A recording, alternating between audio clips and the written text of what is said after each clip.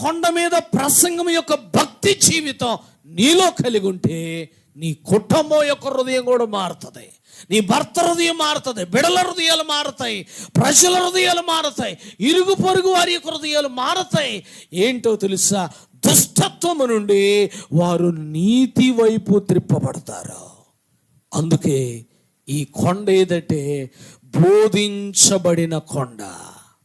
బోధించబడిన బోధని అంగీకరించిన వారు, ఈ కొండ మీద ప్రసంగాన్ని చాలామంది నేటి దినాల్లో దేవుడు లేడు అని చెప్పుకునేటువంటి వారు యేసే దేవుడు అని కూడా చెప్పబడుతున్నాడు. కారణం ఏంటో తెలుసా?